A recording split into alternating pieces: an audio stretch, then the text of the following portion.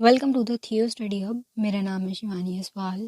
अब आज करेंगे हम यूनिट 8 स्टार्ट, जो कि आपकी है एशिया, अफ्रीका, लैटिन अमेरिका के विश्व दृष्टिकोण। ठीक है, देशों की बेसिकली बात करें कि इंटरनेशनल जो हमारा रिलेशनशिप सब्जेक्ट है, इसमें कैसे किस प्रकार से जो देश हैं अलग अलग उनका व्यवहार होता है। ठीक है, और सबसे इम्पोर्टेंट इसमें से गुट निरपेक्षता है। ठीक है, नॉन अलाइनमेंट मूवमेंट जो आपका है वो, ये सारे ईयर में एमए वाले बच्चों के जो आ रहे हैं वो मैंने सारे करवा दिए, इंपॉर्टेंट क्वेश्चंस करा दिए हैं।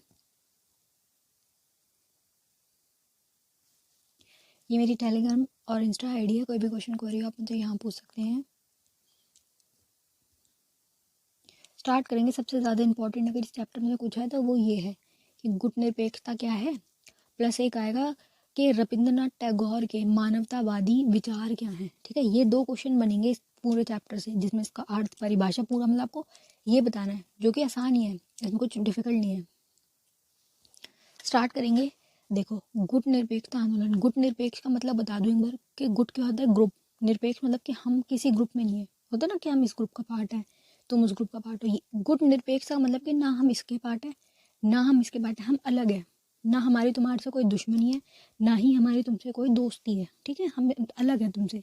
तुम्हें अगर किसी सहायता की जरूरत है तो हम मदद कर देंगे, लेकिन ये कि हम तुम्हारे सैन्य जो संगठन बने हुए हैं उसमें नहीं है हम, कि तुम्हारी लड़ाई हो रही तो जरूरी हमें आना ही पड़ेगा, ऐसा कुछ नहीं है। ऐसी इसको कहा जा रहा है गुट निरपेक्षता। और ये सिचुएशन कब आई, जब यूएसएसआर और दूसरी तरफ अमेरिका लड़ रहे थे। क्या चल रहा था, कोल्ड वॉर चल रहा था। उसके बाद ये सिचुएशन आई है कि कोल्ड वॉर चल रहा है, फिर उसके बाद वर्ल्ड वॉर चल रहा है, कुछ ना कुछ मतलब हो ही रहा था। तो जो नए नए आ रहे हैं, जो नए नए स्वतंत्र हो रहे हैं, विकासशील देश हैं, उनको ये डर था कि कहीं अब ये हम पे वो ना कर ले कि तुम्हें हमारे ग्रुप में, हमारा जो एक संगठन हम बना रहे हैं उसमें तुम्हें आना ही पड़ेगा। ऐसी सिचुएशन ना हो जाए, कोई हम पे अब दोबारा कब्जा ना कर ले। क्योंकि देखो, इंडिया हमारा 200 साल तक किसी की कॉलोनी बना रहा है ना। ईस्ट इंडिया कंपनी वाले हैं, ब्रिटेन वाले अंदर स्वतंत्र होगी हमारी विदेशी नीति, तुम बीच में हस्तक्षेप नहीं कर सकते, कोई भी नहीं कर सकता। हमारी खुद की नीतियाँ, हमारे पॉलिसीज हम खुद बनाएंगे।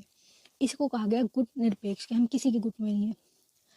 इसका अर्थ है कि विभिन्न शक्तियों गुट से तटस्थ या दूर रहना, कि हमारा तुम्हारे से कोई संबंध नहीं है, हम दूर रहेंगे। हुए अपनी स्वतंत्र निर्णय नीति बनाना, अपनी खुद की जो हमारे डिसीजन होंगे वो बिल्कुल कैसे होंगे, स्वतंत्र, और राष्ट्र हित के अनुसार सही या न्याय का साथ देंगे। हम क्या करेंगे, सही जो है और न्याय जो है हम उसका साथ देंगे। ठीक है, जैसे मान लो दो दूसरे देश हैं, एक देश गलत कर रहा है, एक देश सही कर रहा है, तो हम सही का साथ दे देंगे, है ना। ऐसे तो नहीं कि बिल्कुल संबंध खत्म कर देंगे, संबंध रखेंगे, बस ये कि हम सही का साथ देंगे। जहाँ हमारा फ़ायदा है, हमारे हित के हिसाब से, राष्ट्र के हित के हिसाब से हम अब डिसीजन लेंगे। ठीक है, आँख बंद करके गुट से अलग रहना गुट निरपेक्षता नहीं है। गुट निरपेक्षता का अब ये मतलब नहीं है कि तुमने बिल्कुल ही संबंध खत्म कर दिए, कि कुछ भी हो रहा है तुम कुछ बोलोगे नहीं, किसी से तुम्हारा कोई लेना देना नहीं। ऐसा नहीं है कि तुमने बिल्कुल ही बोलते ना संन्यास ले लिया, ऐसा नहीं है। आँख बंद नहीं की है। गुट निरपेक्ष का अर्थ है सही और गलत में अंतर करके सदा सही की नीति का समर्थन करना। ठीक है, जैसे मान लो किसी दो देशों की लड़ाई चल रही है, जैसे रूस और यूक्रेन वाली ले लो। दोनों में से जो गलत है हम उसको गलत बोलेंगे कि भाई तेरी गलती है, और जो सही है हम उसका साथ भी देंगे, है ना। कहीं पे किसी का मान लो भूकंप आ गया, सुनामी आ गई, वो देश परेशान है ना, आर्थिक तंगी में चला गया वो देश, तो हम क्या करेंगे, उसके लिए आर्थिक सहायता भी भेजेंगे। किसी और की आर्थिक सहायता हमारे लिए आ रही है तो हम उसको एक्सेप्ट भी करेंगे, रिश्ते रखेंगे सबसे, लेकिन अपने हित के हिसाब से, कि हमारा कहाँ हित है। जो चीज़ गलत है उसके पास नहीं बोलेंगे। मान लो कोई बहुत अमीर देश है, कोई महाशक्ति देश है, वो अपने मनमानी के लिए गलत डिसीजन ले रहा है, हम उसका साथ नहीं देंगे, हमारे उससे कोई संबंध नहीं है। ठीक है, क्योंकि अगर वो गलत है तो हम उसको साथ नहीं देंगे, चाहे वो कितना ही बड़ी सुपर पावर हो। हम अपना हित देखेंगे कि हमारा कहाँ फ़ायदा है। शीत युद्ध की राजनीति में शामिल होना नहीं होना, और अमेरिका या सोवियत संघ के किसी भी गुट में शामिल नहीं होना। हमें अमेरिका से भी हमारा कोई संबंध नहीं है ना, इससे यूएसएसआर जो सोवियत संघ है हमारा, उससे भी कोई संबंध नहीं है। वो महाशक्ति है, हमारा दोनों से कोई लेना देना नहीं है। तुम जो मर्जी करो, हम तुम हमें फोर्स नहीं कर सकते कि हम तुम्हारा साथ दें या हम तुम्हारे लिए कुछ भी करें। हमारा तुम्हारा कोई संबंध नहीं है। जो भाई हमें सही लगेगा हमारे हित के हिसाब से, कि ये गलत कर रहा है तो हम गलत को गलत बोलेंगे, जो सही कि करना ही पड़ेगा। हमारा आए हैं उनकी आज़ादी के लिए प्रयत्न करना, कि जो लोग अभी भी उसमें हैं, कब्जे में, उनके लिए बोलना कि तुम इनके साथ गलत करो, उन्हें बेहतर है। जहाँ सभी 50 3 अफ्रीकन देश इसके पूर्णकालीन सदस्य हैं। सारे उसके टोटल जितने भी उसके देश हैं उसके सदस्य हैं, ठीक है।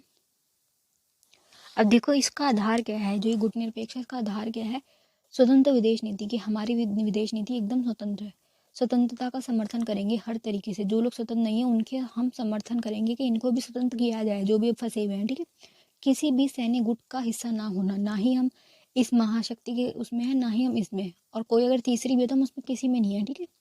तनाव कम हो, बातचीत करके बात सॉल्व हो जाए, ठीक है। विकास पर बल देंगे कि हम आगे की तरफ बढ़ें, विकास करें अच्छे तरीके से। मध्यस्थता करवाएंगे। मध्यस्थता क्या होता है, दो देश आपस में लड़ रहे हैं तो बीच में कोई आके सुलह करवा दे, मध्यस्थता, ठीक है। समन्वय बनवाएंगे, मतलब कोऑर्डिनेशन करवाएंगे कि कोई लड़ाई ना हो, कोई किसी से टकराव या संघर्ष हो गया ये सब ना हो, कोल्ड वॉर जैसी सिचुएशन ना हो, ठीक है। अब ये नेक्स्ट इंपॉर्टेंट टॉपिक है बेटा, क्योंकि टैगोर नाथ का मानववादी विचार ये आ जाता क्वेश्चन में। टैगोर कौन है, गांधी जी टाइम पीरियड वाले हैं, ठीक है। स्वतंत्रता में इनका भी हाथ है, स्वतंत्रता संग्राम जो चल रहा है उसमें ये भी इनका भी हाथ है। उनका विचार था कि मानसिक बौद्धिमत्ता के पालन पोषण और विकास के लिए व्यक्तिगत स्वतंत्रता आवश्यक है। ये क्या करेंगे, अच्छी बातें बोलेंगे सारी, स्वतंत्रता पे बल देंगे सबसे पहले कि स्वतंत्रता बहुत बहुत जरूरी है। गांधी उसमें से देखो सबसे ज़्यादा इंपॉर्टेंट होगी, क्योंकि बिना पढ़े लिखे लोग कहाँ से वो कर लेंगे। उनका विचार था कि शिक्षा में कमी भारत की सामाजिक और नैतिक समस्याओं का मुख्य स्रोत है।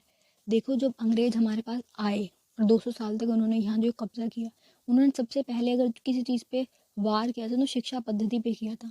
इन्होंने हमारे सारे गुरुकुल बंद कर दिए, सारे स्कूल वगैरह सब बंद, शिक्षा को ठप कर दिया बिल्कुल। गुरुकुल वगैरह थे वो उन्होंने बंद कर दिए। फिर इन्होंने क्या बोलना स्टार्ट कर दिया कि ये तो अनपढ़ लोग हैं, ये तो असभ्य लोग हैं। हमारी पढ़ाई इन्होंने बंद की और हमें ही फिर अशिक्षित, गलत से गलत अनपढ़ वगैरह बोलना स्टार्ट कर दिया। तो इन्होंने शिक्षा वाली बात पे बोला है। फिर क्या है, टैगोर मानवता के असीम पुजारी थे। ये मानवता पे बहुत बात करेंगे, ठीक है।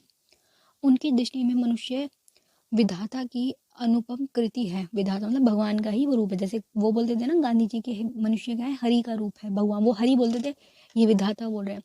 विश्व में उसका स्थान संदिग्ध नहीं। जीवन और मृत्यु की सीमा के अंतर्गत मानव कर्तव्य, आत्मचिंतन, प्रेम, सबसे ज़्यादा प्रेम पे बल देंगे, शिक्षा पे बल देंगे, कर्तव्य निष्ठ, अपना काम करो, इसी के लिए जीवन की शांति का वास्तविक सुख है। इन्होंने ये सब चीज़ें बोली।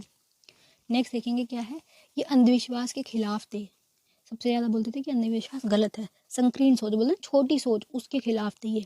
किस पे बल देते थे, अब ये समानता पे बल देते थे, सहिष्णुता पे बल देते थे कि आप जो है टॉलरेंस रखो, शांति पे बोलेंगे, सहयोग पे बोलेंगे। पहले उस टाइम पे क्या हो रहा था, हिंदू मुस्लिम आपस में लड़ रहे थे, तो ये इन्होंने बहुत बड़ी पहल की कि हिंदू मुस्लिम वाली जो लड़ाई है उसको ख़त्म करो।